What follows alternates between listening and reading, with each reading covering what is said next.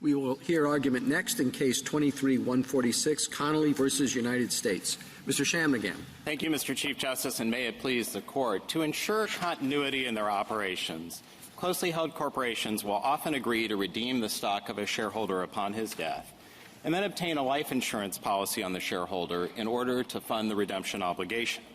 This case presents the question of how the federal estate tax treats such arrangements. Because the proceeds from a life insurance policy to fulfill a contractual redemption obligation do not increase the corporation's net worth, they do not increase the estate tax owed on the decedent's stock. The Court of Appeals' contrary conclusion was erroneous. The legal framework governing this case is relatively straightforward. The Internal Revenue Code and Treasury regulations provide that where the parties agree on the price to redeem a shareholder's stock, that price will establish the value of the stock for purposes of the estate tax in certain circumstances. But whereas here those circumstances have not been met, the value of the stock is determined by the price at which such stock would change hands between a hypothetical willing buyer and willing seller. Here, a hypothetical buyer would not treat the life insurance proceeds as increasing the value of the stock because that asset is offset by the contractual obligation to redeem shares, a pre-existing corporate liability.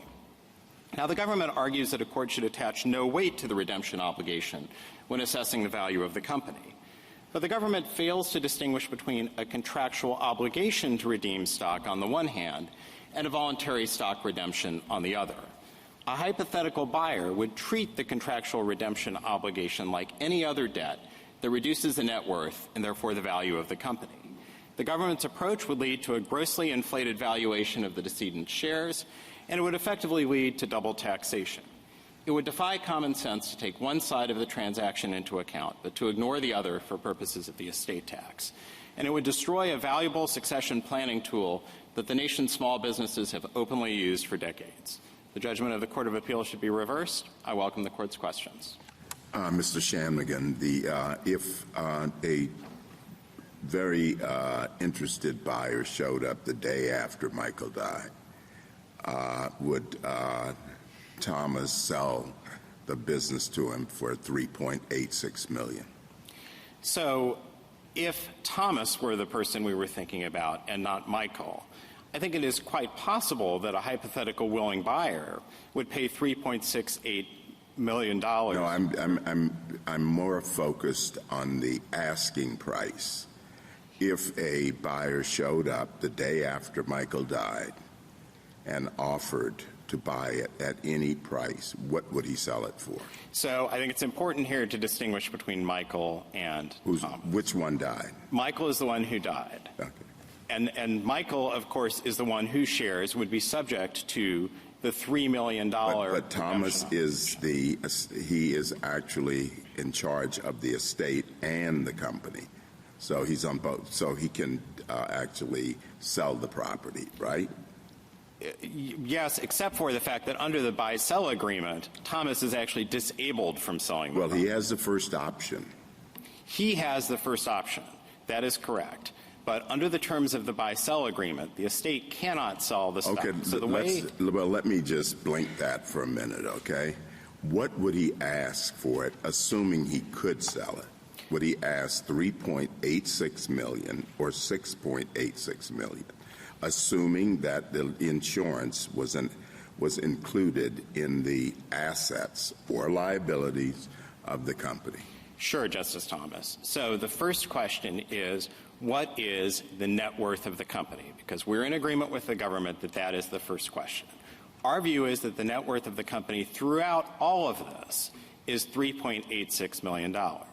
The government's view is that the net worth of the company is $6.86 million because in the government's view, you take into account the life insurance proceeds but not the offsetting redemption obligation. Okay, so if a willing buyer shows up, and who owns the life insurance policy? So the company is entitled to the proceeds of the life insurance, and that is hugely important when you are applying this test, because the fundamental problem with the government's view, our view is that 77% of $3.86 million is $3 million. The government's view is that 77% of $6.86 million is $5.3 million. A willing buyer would never, at that moment, if buying Michael the decedent's shares, pay $5.3 million. Why? Because a willing buyer would not be able to capture those life insurance proceeds by swooping in before the redemption. Those life insurance proceeds belong to the company. Well, the value has to go someplace. The $3 million goes someplace. Does it go into the value of the remaining stocks? And if it is there, why isn't the appropriate valuation $6.86 million? The $3 million of the life insurance proceeds are used to redeem Michael's shares under the terms of the parties' agreement. Now, as a practical matter, the problem here and the fundamental issue that all of us are wrestling with is that what we know is that you can't use the $3 million as simply the valuation. Why? Because, as I noted at the outset, we didn't satisfy the requirements of Section 2703. And therefore, you have to engage in this counterfactual inquiry. And the problem with the counterfactual inquiry that the government wants this court to engage in is, again, that it requires you to disregard the redemption obligation. Now, it is true that one consequence of our interpretation is that as to Thomas, the surviving stockholder, Thomas, in some very real sense, benefits from the increase in value by virtue of this transaction. Why? Because Thomas goes from having 22% of the company to 100% of the company. But under our approach, as under the government's approach, that is taken care of by the eventual application of the capital gains tax. What the government wants you to do is to effectively take those life insurance proceeds into account twice. Once when calculating the estate tax, because the government wants you to tax this higher amount, $5.3 million. And again, no hypothetical willing buyer would ever have paid that. Crown would never have redeemed the shares for $5.3 million, and I'm happy to explain why. But then the government also will subject Thomas eventually to the capital gains tax on the increase in the value of his shares. And that, in our view, is the fundamental problem with the government's approach here. And that is why this is effectively double taxation. And to just spell out for another sentence or two why the $5.3 million valuation. But if I can just stop you there, because it seems that the fundamental problem with your approach is that Thomas's asset has quadrupled in value. And it's quadrupled in value without him putting a single cent more into the company. And there might be some taxation effect in the end of all that, but not sufficient to to make up for the fact that it's a tell that your way of calculating the thing is wrong, that somebody can come away with 4 times the value without putting a single cent into the company. So with respect, Justice Kagan, I completely disagree with that, and let me explain why. It is true that Thomas is, in a very real sense, practically the beneficiary of the life insurance proceeds. Why? Because those proceeds extinguish the offsetting liability on the books, the offsetting redemption obligation. And so this is a context in which Thomas does come away with the benefit of those proceeds because he is the sole owner of a company that is worth $3.86 million. Now, the government complains around the edges about the fact that it's the capital gains tax. The capital gains tax only operates upon realization. There's a stepped-up basis when someone dies and passes the stock along and so forth. But those are all features of the capital gains tax system. That is not a bug with our position. Again, our position is the rational one precisely because the tax system captures that increase. And, of course, under our approach, Michael's heir is still, of course, paying the estate tax. Michael's heir is paying the estate tax on stock at around $3 million, coincidentally, roughly the amount that was contained in the buy-sell agreement, which I think confirms that that amount was a rational amount here. But the problem with the $5.3 million, again, the government's view is, let's take Crown. The government's view is presumably that if there had been a proper arm's-length agreement here, Crown would have been willing to pay $5.3 million to redeem the stock. that would have required Crown to use all of the life insurance proceeds here, the entire $3.5 million, and also to dip into its operating assets in order to redeem those shares. That illustrates why the government's position here is irrational. Now, to be sure, I think there is a conceptual... If Thomas had done what he needed to do, he would have both owners would have insured each other. They would have paid the price and gotten the shares. What you did was to off that to the corporation and give the corporation a benefit that entitled Thomas to own the company 100%. I think that's where Justice Thomas's question comes up. Well, the value of the company is the value at which someone's going to own 100% shares of the stock. So, Justice Sotomayor, I think that hypothetical, which the government uses, actually helps our position. And let me explain why. The government acknowledges that if you had a situation in which the individuals themselves took out the insurance policies and entered into a cross-purchase agreement, that it would be subject to tax treatment along the lines of what we are suggesting here. Why should this situation be treated differently? And one reason, parenthetically, why that alternative is impractical is that if you have a company with multiple owners, that gets very complicated. But it's also distinguishable because in that situation, the individuals have to pay the premiums. Here, the reason why the corporation is paying the premiums is precisely because the corporation derives a benefit from this arrangement. And that benefit, as I said in my very first words, is continuity of ownership. That is an incredibly valuable benefit to closely held corporations in this context. And so this is not a situation in which the corporation itself derives any sort of windfall. The corporation is paying premiums, and it gets the life insurance proceeds in return. I think what the government is really bridling against... Mr. Shanmugam, what is the right perspective? So when Justice Thomas asked you the question, he said, how much would you buy the company for, I think, but regardless of how he asked it, I think that would be one way to consider it, like what was the whole value worth? Or do we ask, if you had a stranger to the situation, what would the price of one share be? Is that the right way to think about it?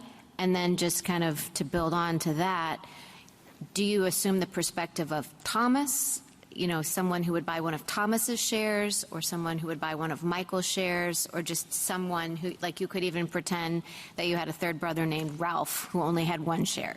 Like, what's the right way to think about it? So, Justice Barrett, it is a hypothetical buyer of the same proportion of shares in the company. So it's a hypothetical buyer of 77.18% of Crown's shares.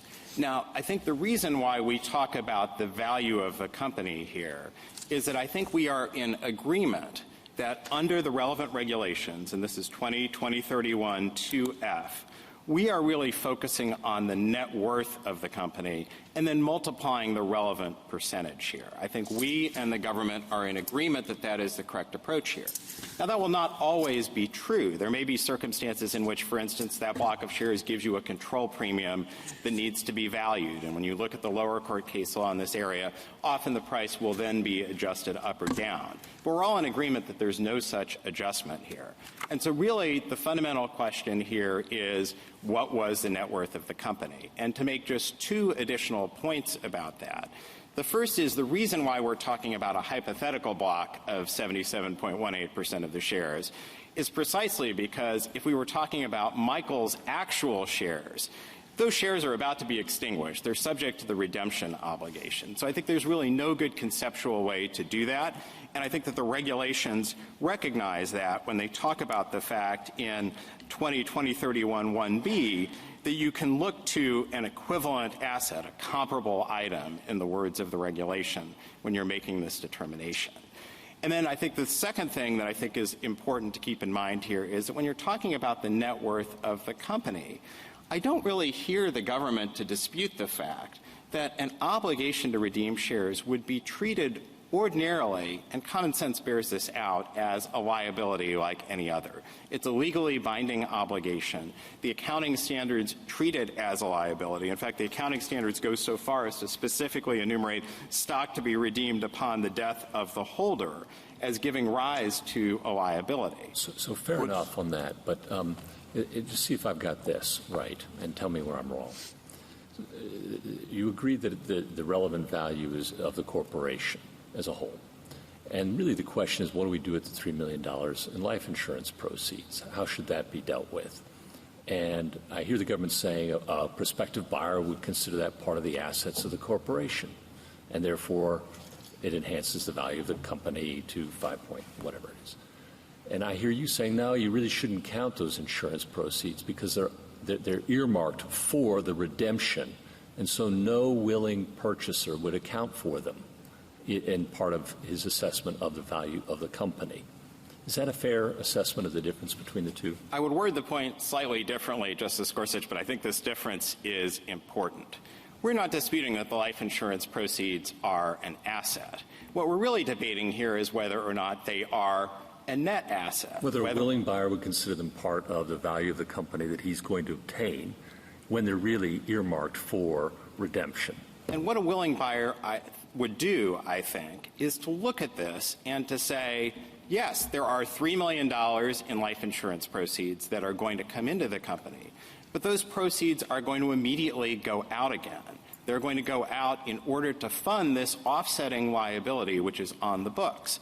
And under our approach, which again I think accords with a healthy dose of common sense here, when the parties entered into the initial buy-sell agreement, that had the effect of putting an asset and a liability on the books at the same time. That offset one another. They offset each other at every point. Okay, and that is precisely why, as I said in response to one of the earlier questions, under our approach, the net worth of the company is the same throughout. In other words, it's the same before death, it's the same at the moment of death, and it's the same after the redemption obligation. Now, one wrinkle to that, though, is I don't think the life insurance proceeds, the only permitted use for them was the redemption, and the government makes something of that.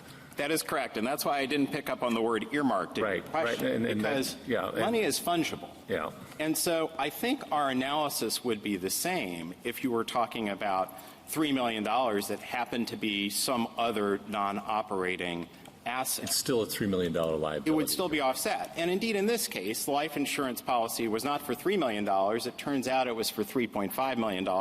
We're all in agreement that the remaining $500,000 is an asset, a non-operating asset that should be on the company's books.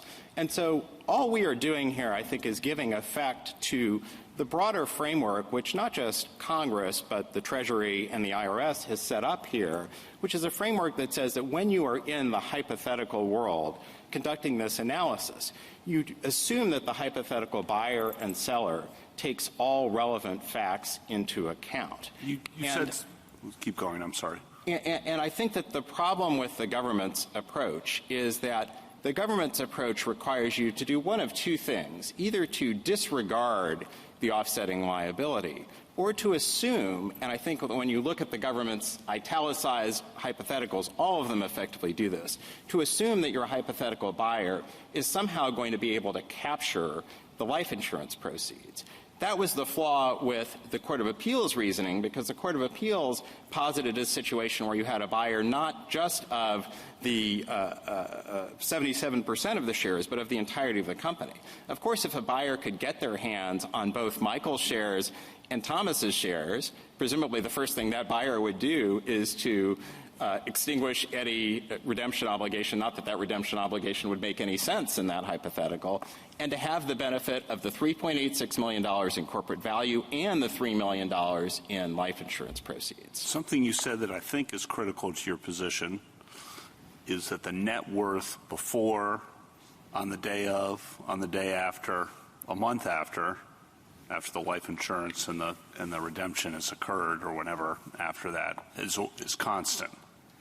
Yes, and that is different from a voluntary redemption. Much ink is spilled both in the government's brief and in the briefs of the amicus law professors on the fact that when you're dealing with a voluntary redemption, let's say a publicly held company decides on the next day to redeem shares, at that point it is true that you are going to have a diminution in the net worth, which ensures that the remaining shareholders' stock remains relatively constant.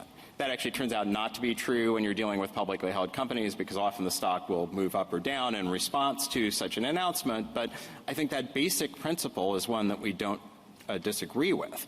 But everything in the government's brief presupposes that a voluntary redemption and a contractual obligation to redeem shares are treated exactly the same way.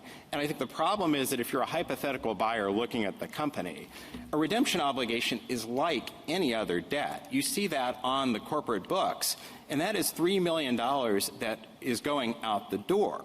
Now, to be sure, this is a hypothetical buyer, and so we are presupposing that the buyer is not attempting to buy the shares that are subject to the redemption obligation.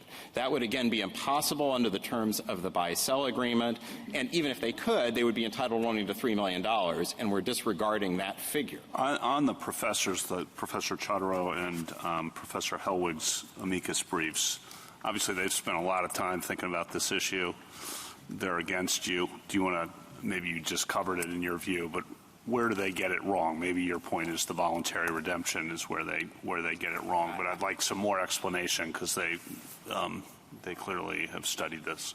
I think that is the fundamental flaw, is that they really presuppose a voluntary redemption, and so many of the principles that they set out, and indeed the 4 principles that the government sets out, are principles that we have no objection to in that context. In this context, by contrast, again, it's that a hypothetical buyer would not somehow disregard this redemption obligation. The hypothetical buyer would take it into account and recognize that the funds that are coming in are going out the door again.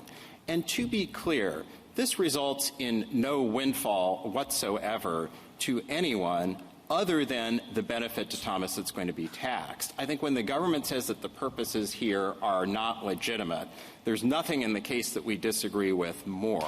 The reason that closely held corporations engage in these transactions, as the Chamber's amicus brief explains at some length, is precisely because this is a way of ensuring continuity of operations without engaging in disruption. If you don't have the life insurance proceeds here, most of these companies, which are typically very small, are going to have to dip into operating assets or otherwise engage in some sort of transaction to ensure continuity. If you have an heir who doesn't want to run the company, or if the heir is someone outside the family, you have a very real risk that that person will not be interested in running the company, or that you'll have a disruption of operations. Mr. Shanmugam, can I just ask you, because I'm trying to follow. So you've said many times that the money is going out, but I guess I'm trying to figure out whether the proceeds of the life insurance are really going out when they're being used to redeem the shares. So what is the effect on the value of the remaining shares once the redemption occurs? So the remaining shares effectively have a larger share of ownership in the company. Their value increases. Is that where the 4 times that Justice Kagan was talking about, is that where that comes from? Yes, that's correct. And this is the contrast, I think, with a voluntary redemption, because in the context of a voluntary redemption, rather than these life insurance proceeds, something else has to go out of the company, and you are getting the shares back into the company. And the reason why that is different is that here you are extinguishing an existing liability. That is what makes this different, is that you have a liability on the books. You're treating this redemption obligation like any other redemption obligation. And it's really not like any other redemption obligation, because this obligation is benefiting the equity interest that we're trying to value. And so it just doesn't seem to make a lot of sense in that context to say that the redemption obligation simultaneously serves to reduce the value of that interest. I think that that's a fair factual statement, but let me explain to you why that should make no difference. In our view, the redemption obligation is like any other debt from the perspective of the hypothetical buyer. And I recognize that this is the artificiality of the case, but I think it's an artificiality of the case that is inherent in the way that the regulations work, and I think it's a problem that the government has to come to terms with as well. Our view is that from the perspective of a hypothetical third party, the fact that this redemption obligation runs to somebody else is of no moment. The hypothetical buyer here is not in the same position as Michael. It's a hypothetical buyer. And so that is why we think that when you're applying a regulation that requires you to take into account all relevant facts, you've got to look at the economic reality from the position of the company. And again, the best way I think to understand that is to think about whether or not the government's fair market valuation would be one that the parties would use. We know that our fair market valuation, in fact, pretty closely tracks the price that was agreed. $5.3 million would have destroyed Crown if Crown had spent that amount of money to redeem the shares, because, again, the life insurance proceeds would not have covered that amount. And I think that illustrates why the government's position cannot be correct.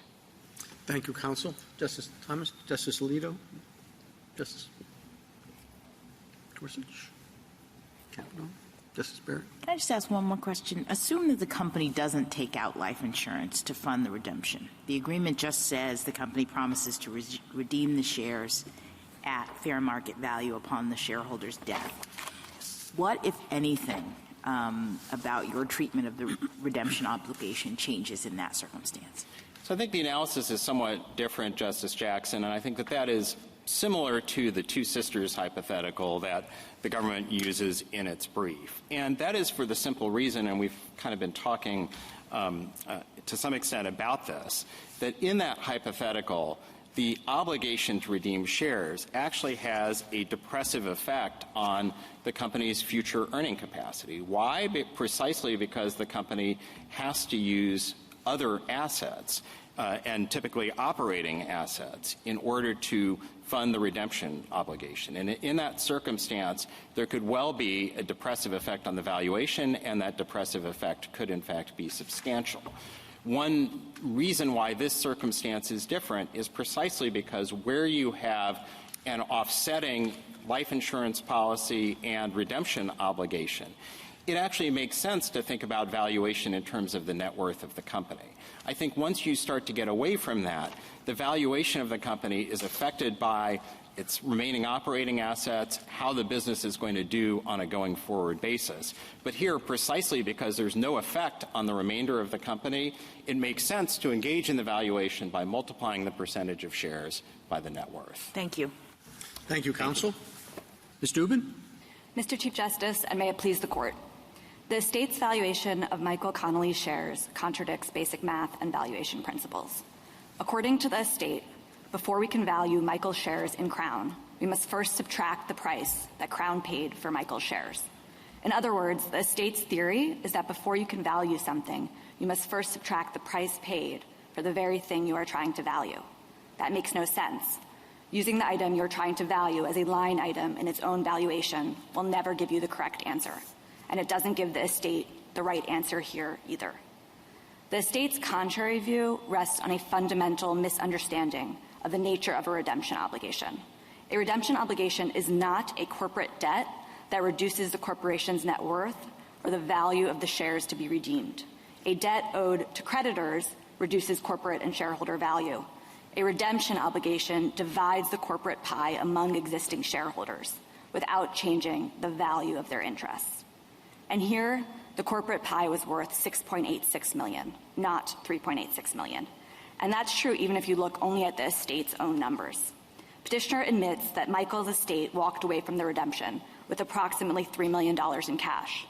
But petitioner also admits that Thomas walked away from the redemption with $3.86 million in value. And the estate doesn't dispute the black letter valuation principle that the interest of each equity shareholder added together has to equal the company's total value. That defeats their position because that means that Crown's total net worth before the family divided the company was $6.86 million, the value of the two equity slices put back together. And that means that the estate's valuation of Michael's 77% stake in Crown at $3 million came nowhere close to fair market value. I welcome the Court's questions. I think what petitioner is arguing is that, yes, we took the insurance policy, the receipts, at $3.5 million. We paid out $3 million, and we received the shares, so it's a wash. The $3 million, up to $3 million, is a wash. So what do you do with that argument?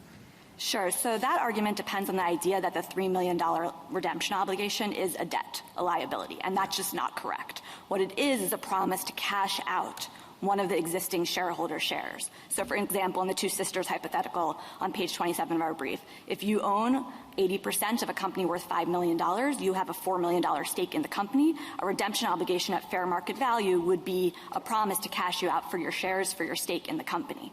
It is not the same thing as the corporation, for example, owing a mortgage or some other debt. A mortgage or some other debt like that would reduce the value of the company and the value of for its shareholders. That is simply just not true of a redemption obligation. And I think that, it's sort of important that petitioner concedes that a voluntary redemption obligation wouldn't decrease the value of the company, because on the date of Michael's death, it doesn't matter whether the redemption obligation is voluntary or mandatory. $3 million is being paid to Michael's shares, so that's where that money is going, but it is going either whether that's voluntary or mandatory. The point is that that was part of the corporate assets here, and it was paid to Michael on the date of his death. Do you agree that none of the money escapes taxation because more value, the $3 million of the life insurance proceeds didn't vanish. As you say, it's retained by the company. And Mr. Shanmugam was pointing out that Thomas will be taxed on that as a capital gains tax when he sells out his shares. So Mr. Shanmugam says that means that the government is double dipping. What do you have to say to that? A couple of responses to that. First of all, any sort of double-dipping allegation comes from the Connelly family's decisions to value the shares at below fair market value. Had these shares been redeemed for fair market value, which is $5.3 million, there would be no risk of double taxation. The risk of double taxation comes because $2.3 million stayed in Crown and inured to Thomas's benefit, but that money was really part of the fair market value of Michael's shares. In a transaction that was done at fair market value, you would have had $5.3 million go to Michael's estate, be subject to the estate tax, and never be subject to any possibility of future taxation through capital gains on Thomas. So that's the first answer, which is this problem comes because the estate valued these shares below fair market value. But the second answer is that we just simply can't know what will happen to Thomas's shares in the future. Maybe they will be subject to capital gains. It depends if he bequeaths them. It depends what they're worth at that time. That's a separate inquiry that goes to the value of Thomas. The estate tax cares about the value of Michael's shares at the time of Michael's death in Michael's estate, not what went to any of the particular heirs or beneficiaries. Am I wrong that on capital gains you pay the tax when you, capital gain at the price that you've gotten it? If you get a stepped up, and that's why he won't pay on that. If he sells it during his lifetime, he didn't get these shares as a bequeathment, so he's not entitled to stepped up basis, but he could pass it on to his heirs with a stepped up basis. Okay. The net worth question that Mr. Shanmugam said the net worth stayed the same all the way through. A, do you agree? B, why is that not relevant if it is true? It's not true. The corporation was worth $6.86 million on the date of Michael's death. Our view is not that only somehow Michael's shares had some value in them that the corporation didn't have. Our view is that the corporation's equity value is made up by the equity stakeholders' value. Michael's shares were entitled to a $5.3 million valuation, and Thomas's shares were a $1.5 million valuation. That adds up to our $6.86 million valuation. Why is it, you said the redemption obligation is not a debt. Just walk me through that. If you can, because I find this case extremely difficult. So it seems like a key point, and I'd like to hear you explain it again. Sure. And I would just start off with saying, I think the petitioner agrees that a voluntary redemption is not the paying of a debt. So I think that's sort of, to the extent but he's saying that's the key point in the case. I think that's what he said. So I'd like to hear you address that. Yeah, and I think we've been talking a little bit about the amicus briefs, and they are very helpful in explaining just the nature of a redemption generally. But the nature of a redemption, what a company is agreeing to do in a redemption is to exchange one of the existing shareholders' shares, so their stake in the company, their equity stake in the company, in exchange for cash. So that's the promise. It's we will get back your equity shares and we will give you cash in exchange for it.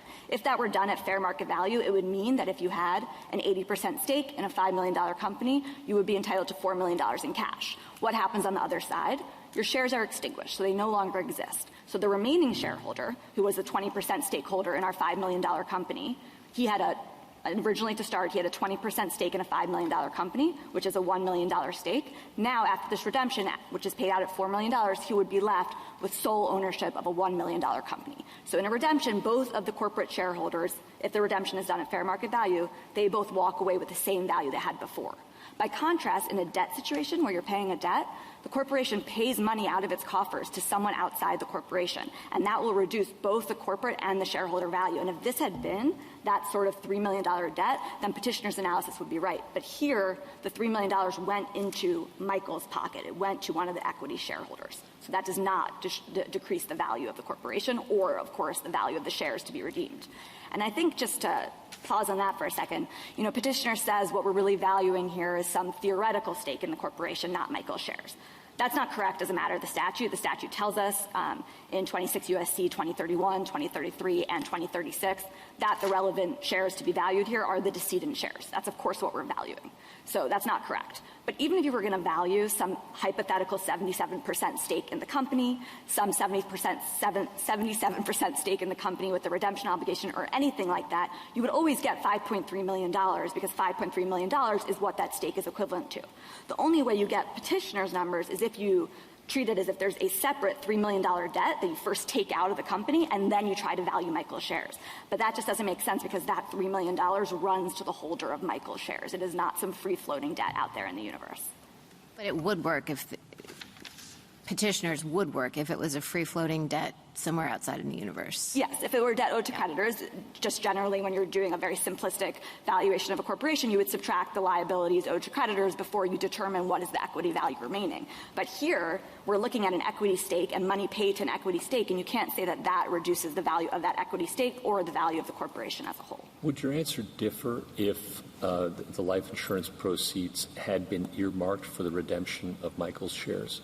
No, the party's intent doesn't govern here. I think both we and petitioner agree that the $3 million is actually an asset to the corporation. It does count, and we both agree on that. The only question is whether it's offset by a debt, offset by a liability. And for that purpose, I think it doesn't matter. Help me on that, because I understand a hypothetical purchaser of the company as a whole would say, that $3 million is going to inure to my benefit.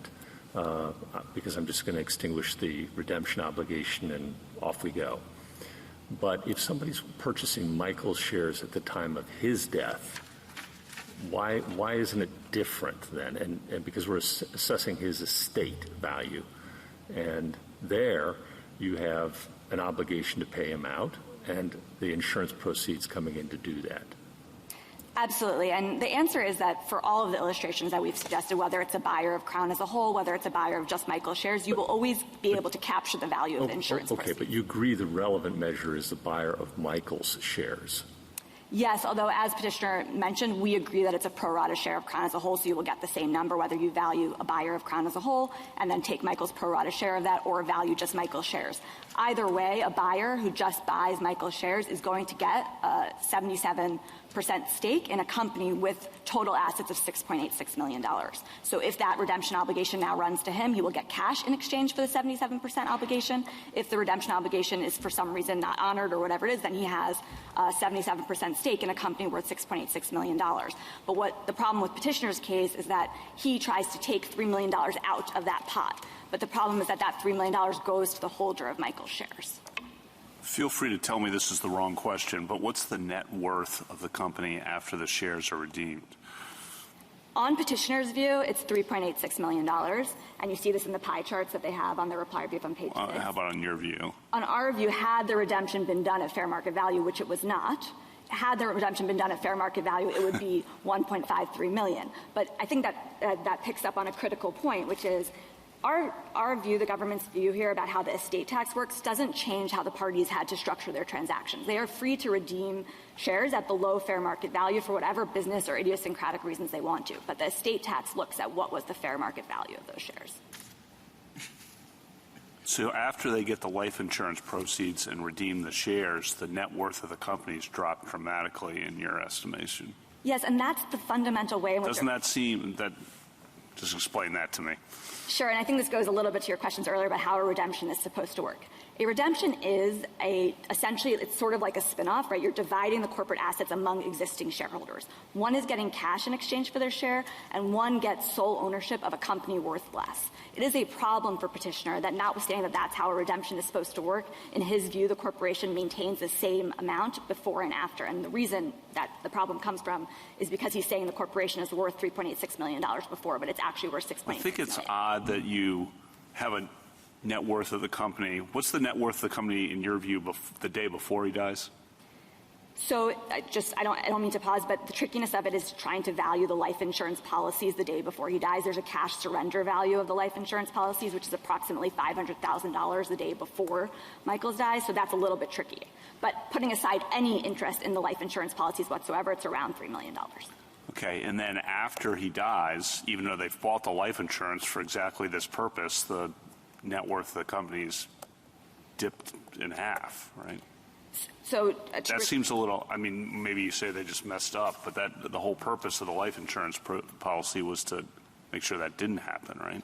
So two responses to that. On the first point, if you're only looking at Crown, it is correct that after the redemption, Crown becomes a smaller company. That's how redemptions work. But if you're looking at the total value that the Connelly family walked away with, they're going to walk away with a total of $6.86 million. Some of it was used to buy out Michael, and some of it was used to Crown. To your point about what the parties The whole want, family, and Thomas got out of this well, I think, but I'm not sure why the company's net worth should dip in half when the whole purpose of getting the life insurance policy, I think, you've probably already answered this, but the life insurance policy was meant to prevent that, I thought. I think that my understanding is that is what the parties intended. Intent doesn't govern here. I got it, but it's weird to walk away the day after his death with a company that's suddenly worth 50% of what it had been worth the day before his death, even though you bought a life insurance policy to cover the redemption. Yeah, so two responses to that. One is it's really not strange in the concept of what a redemption is. That is what a redemption is supposed to do. A redemption is supposed to give one shareholder cash in exchange for their assets, and the other one is supposed to maintain control of a smaller company. But to your point about doesn't seem like that's what the parties wanted to do here. You're right. What the parties wanted to do here was maintain Crown as a $3.86 million enterprise and give Michael $3 million. That's what the parties wanted. That means that there's $6.86 million of value in the estate tax because Michael owned that $6.86 million of value. His percentage stake of it says that was the fair market value of Michael's shares. I think that sort of pulls up, petitioner's points about continuity of ownership. There are many ways in which to arrange for continuity of ownership of a closely held corporation. But what you can't do is have $6.86 million of corporate assets by virtue of a life insurance proceed, take $3 million out and give it to one shareholder, maintain the company in its $3.86 million size, and then maintain for purposes of the estate tax that the company wasn't worth $6.86 million. Sorry, Chief. Do you dispute your friend's statements that this has been a common way for family corporations to maintain continuity of operations? And if that's the case, how long has the government overlooked the fact that there was this great pool of money out there waiting for them to take? Sure. So our understanding is not petitioner's understanding. This is what we know, and I'll tell you what we know, which is there have only been these 3 reported cases that we know of. So it's Blount and Cartwright from 1999 and 2005, and then this case. That's it. So in terms of the litigated cases, not very many.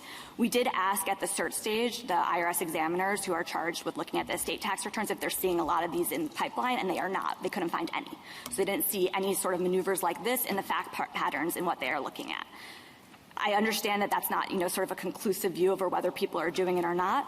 My guess is that, or my view is what should have been happening, is that tax advisors are looking at what you have on the one hand is the 9th and 11th Circuit extremely thinly reasoned decisions on this. And on the other hand, what you have is the tax court's decision in Blount 1.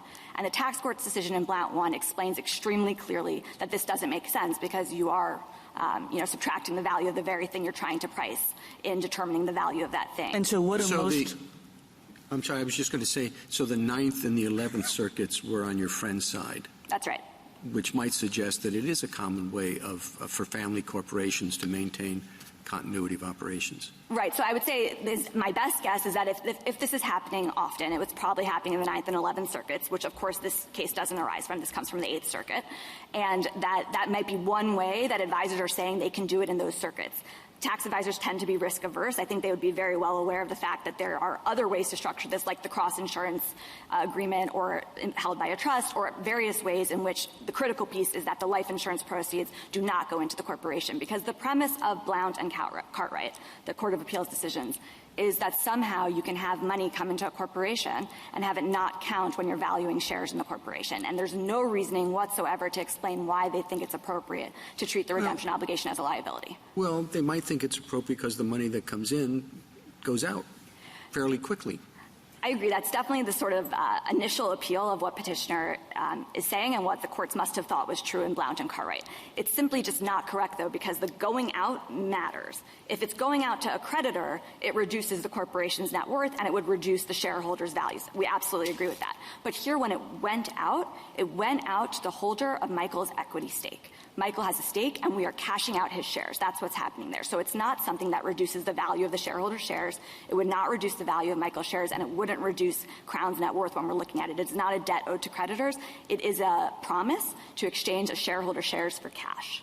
So if the IRS doesn't see many people doing this, what are they saying? What do families do instead? Our understanding is much more common to do the cross-purchase arrangement. So you keep, right, the two brothers would cross-insure each other. The life insurance proceeds would never come into the corporation. And so you have a situation where if Thomas wanted to, he could buy Michael out. And that would be a much simpler way of accomplishing that. And you wouldn't have this problem that we're dealing with here where you have corporate assets that petitioner has to argue shouldn't be counted as corporate assets. And the reason that's not as attractive is because in this situation it's the corporation that is paying the premiums, or? They're different. They're not economically exactly the same transactions, of course. It's not us saying that this is, sort of just a form over substance distinction. That's not what's happening here. They're different. In the situation that happened here, you had Crown paying the premiums. Crown had the benefits and burdens of ownership. And that's why, in the end, when Crown then gets the proceeds, it's treated as a corporate asset. In the cross-insurance arrangement, it would be the brothers personally responsible for maintaining those life insurance policies. And no, there would not be the same confidence from one brother to another that you will maintain those policies. So these different tactics do have different economic consequences, but those are the choices taxpayers can make as they're navigating how can we minimize the estate tax consequences of a large estate. Your position doesn't depend on this, but I think it's a little rough to tell a tax advisor, figure out whether the 9th and 11th Circuit opinions are thinly reasoned and don't follow them when they're So I don't mean to disparage those decisions in any way, but I think that if Your Honor would look at them, I don't think you would need to be a tax specialist to think that they are not a fulsome analysis of this issue. There's a few sentences, and they don't engage at all with the arguments that the IRS have been making. Right. Oh, that's fair. But normally you'd rely on the bottom line, I think, if you were in that business of two courts of appeals. But you have a whole bunch of academics who for years have been writing about this. There are many academics who are writing about it, including one of them here, Professor Chartereau. There's also many other articles that have come out since those cases explaining why they're wrong, including those by Delaney, Burke, and Bogdansky, and other professors. But I think just to go to sort of the heart of your question, the tax court, is free. It doesn't have to follow the 9th and 11th Circuit decisions. So if you are coming up in a circuit that is not the 9th or 11th, there is no reason for you to think that those 9th and 11th Circuit precedents are governing. And I do expect that tax advisors would know that.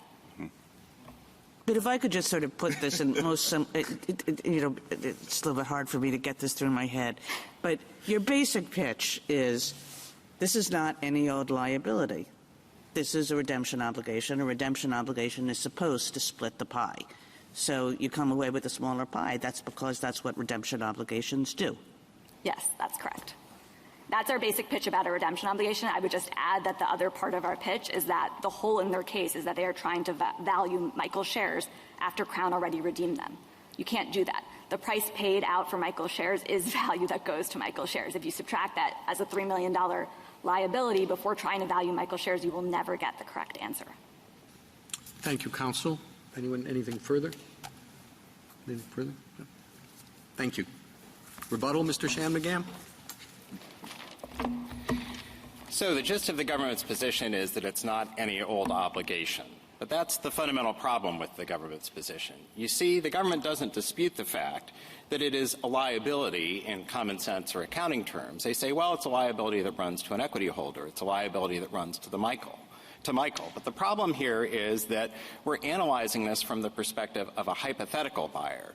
not Michael. And from the perspective of a hypothetical buyer, this is therefore like any other debt. The fact that the debt runs to one of the other shareholders rather than to the bank that holds the mortgage is of no moment. It is a liability that does not inure to the benefit of the hypothetical buyer. And so when valuing the company and determining its net worth, you have to look at it from the perspective of somebody who is examining the entirety of the company and trying to figure out what he or she would pay for that share.